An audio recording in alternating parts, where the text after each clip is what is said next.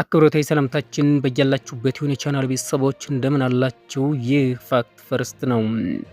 በዚህ ሰዓት መሰማትና መደመጥ ያለባቸውን ሀገራዊ እንዲሁም ዓለም አቀፋዊ ሰበር መረጃዎችን ወደ እናንተ አደርሳለሁ። ከመረጃዎቻችን መካከልም ምዕራብ ኦሮሚያ የሚንቀሳቀሰው የኦሮሞ ነጻነት ሰራዊት ቁልፍ ሰው እጅ ሰጠ። በትግል ስሙ ጃል ታንቄ የተባለው ከፍተኛ የጦር አዛዥ በምን ምክንያት ለመንግስት እጅ ሊሰጥ ቻለ? በቡድኑ ውስጥ የተፈጠረው አለመግባባትስ ምንድን ነው? የወጣውን አስደንጋጭ መረጃ ወደ እናንተ አደርሳለሁ።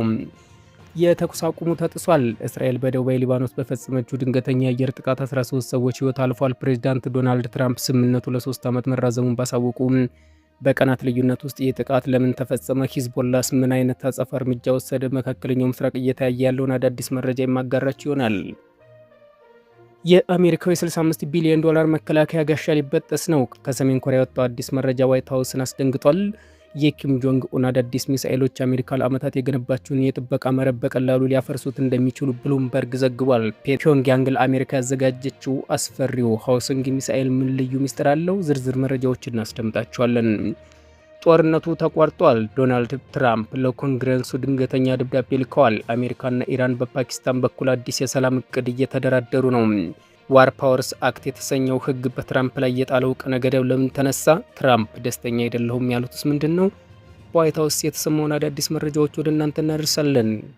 በመካከለኛው ምስራቅ የጦርነት ደመና አንዣቧል። እስራኤል በቤሩት ላይ ከፍተኛ አየር ድብደባ ፈጽማለች። በምላሹም ኢራን ከባድና አስከፊ ጥቃት እንደምትሰነዝር በድጋሚ ዝታለች።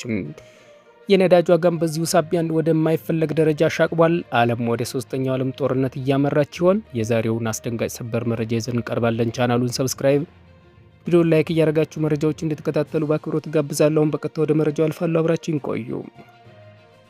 በትግል ስሙ ጃል ታንቄ በመባል የሚታወቀውና የምዕራብ ኦሮሚያ ቀጠና አዛዥ የነበረው ግለሰብ የክልሉ መንግስት ያቀረበውን የሰላም ጥሪ ተቀብሎ እጅ መስጠቱን ዋዜማ ሬዲዮ ዘግቧል። ጃል ታንቄ በተለይም በወለጋ ዞኖች የሚንቀሳቀሰው የአማጺ ቡድን ክንፍ በላይነት ይመራ የነበረው የቡድኑ ቁልፍ ሰው እንደነበር ተጠቅሷል። ይህ ከፍተኛ ወታደራዊ አዛዥ እጅ ለመስጠት የወሰነው ከሌሎች የቡድኑ አዛዦች ጋር በነበረው ውስጥ ያለመግባባት እንደሆነ ምንጮች ዘግበዋል። ግለሰቡ እጅ መስጠቱን የኦሮሚያ ክልል ርዕሰ መስተዳደር የጸጥታ ጉዳዮች አማካሪ ብርጋዴር ጄኔራል ኃይሉ ጎንፋ በይፋዊ የማህበራዊ ትስስር ገጻቸው ባሰፈሩት መረጃ አረጋግጠዋል። እስራኤል በሊባኖስ ዋና ከተማ ቤሩት ዳርቻዎች በደቡባዊ ሀገሪቱ ክፍል የሚገኙ ሂዝቦላ ይዞታዎች ላይ በዛሬው ዕለት እጅግ የሆነ ከባድ የአየር ድብደባ ፈጽማለች። በምላሹም ሂዝቦላ ወደ እስራኤል ሰሜናዊ ግዛቶች በመቶዎች የሚቆጠሩ ሚሳኤሎችን መተኮሱን አስታውቋል።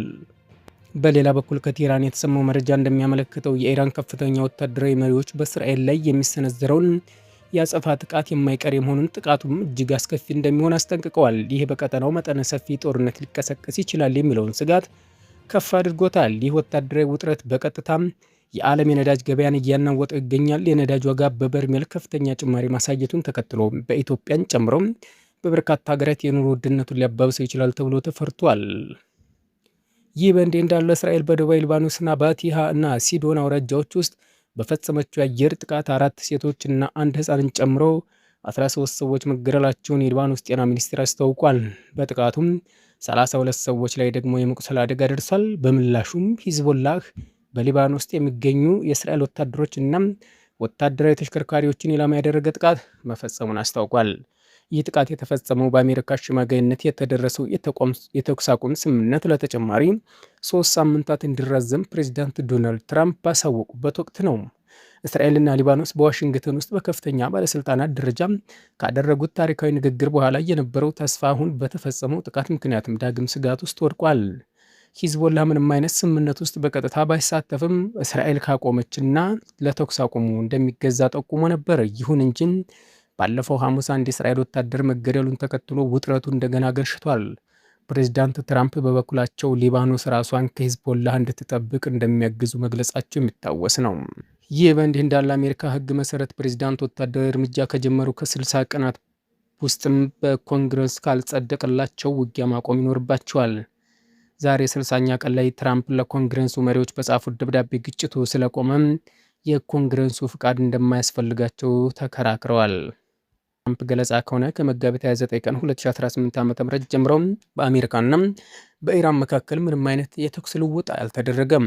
ይህ በእንዲህ እንዳለ ኢራን በፓኪስታን በኩል አዲስ የሰላም እቅድ ማቅረቧ ተሰምቷል። ፕሬዚዳንት ትራምፕ ከጋዜጠኞች ጋር በነበራቸው ቆይታ ከኢራን ጋር ንግግር መኖሩን አረጋግጠው ምን እንደሚፈጠር እናያለን ብለዋል። ይሁን እንጂ ደስተኛ አይደለሁም በማለት ስምምነቱ ገና ብዙ እንደሚቀረው ጠቁሟል።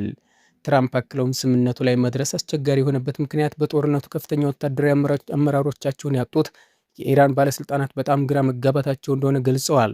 ይህ አዲስ ዲፕሎማሲያዊ እንቅስቃሴ ዓለምን ወደ ከፋ ጦርነት ይዳርጋታል ወይስ ጊዜያዊ ፋታ የሚለው የብዙዎች ጥያቄ ሆኗል።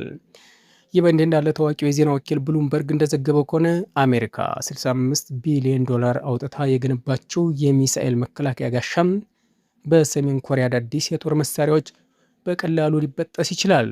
ፒዮንግያንግ በዓመት የምታመርተው የኒኩለርና አህጉር አቋራጭ ባላስቲክ ሚሳኤል መጠን ከታላላቅ ሀገራት ድምር በላይ መሆኑ ተረጋግጧል። በተለይም ካውስንግ 15፣ ካውስንግ 19 ያሉ አህጉር አቋራጭ ሚሳኤሎች ለአሜሪካ አየር መከላከያ ትልቅ ፈተና እንደሚሆኑ ተገልጿል። ሰሜን ኮሪያ በሚቀጥሉት 10 ዓመታት ውስጥም የምታከማቸው የጦር መሳሪያ ብዛት እስራኤልን፣ ፓኪስታንና እንግሊዝ ሊበልጥ እንደሚችል ጥናቶች አመልክተዋል። ይህ የኪም ጆንግ ኡን ግስጋሴ የዓለምን ኃይል ሚዛን ሊቀይር እንደሚችል ተፈርቷል። በመጨረሻም ፔንታጎን በመካከለኛው ምስራቅ የወደሙ ወታደራዊ ካምፖች ምስል እንዳይሰራጩ እገዳ ጥሏል። የአሜሪካ መከላከያ ሚኒስቴር ፔንታጎን የሳተላይት ምስል አቅራቢ ድርጅቶች በመካከለኛው ምስራቅ የሚገኙ የአሜሪካ የጦር ሰፈሮች ላይ የደረሰውን ጥቃት የሚያሳዩ ምስሎች ለሕዝብ ይፋ እንዳያደርጉ መጠየቁ ተዘግቧል። ታዋቂ አሜሪካ ጋዜጠኛና ካፕሪዮሲያን እንደዘገበችው ፔንታጎን የሳተላይት ኩባንያዎችን የጉዳት ምስሎችን እንዲቀብሩ ወይም እንዳያሳዩ ግፊት እያደረገ ነው። የኩባንያው ምላሽ ታዋቂው የሳተላይት ምስል አቅራቢ ፕላንት ሌብስ ጥያቄው እንደቀረበለት አረጋግጧል። የፔንታጎን ኦፊሳዊ መግለጫ ተቋሙ ጉዳዩን በቀጥታ ባያምንም ለክዋኔ ደህንነት ኦፕሬሽናል ሴኩሪቲ ሲባል የጦር ሜዳ ጉዳት ግምገማዎችን ይፋ አይደረግም ብሏል። አክሎም ኃይሎችን ሙሉ በሙሉ በተጠንቀቅ ላይ ናቸው፣ ተልኳቸውን በብቃት እየተወጡ ነው ሲል ገልጿል። ይህ ዜና የወጣው በመካከለኛው ምስራቅ በሚገኙ የአሜሪካ የጦር ሰፈሮች ላይ ተከታታይ የድሮንና የሚሳኤል ጥቃት እየተሰነዘረ ባለበት ወቅት ነው። ተከታታይ ጥያቄዎች እየተነሱ ያሉት የአሜሪካ መከላከያ ሚኒስቴር እንዲህ አይነት እርምጃዎችን የሚወስደው የጠላት ኃይሎች የጥቃቶቻቸውን ውጤታማነት አይተው ቀጣይ እርምጃ እንዳያቅዱ ለመከላከል እንደሆነ ይገለጻል። የቻናል ቤተሰቦች ለሰዓቱ የነበረኝ አጭር መረጃ ይህን ይመስል ነበረ። ከቆይታ በኋላ በሌላ መረጃ እስከምንገናኝ መልካም ጊዜ ይሁንላችሁ።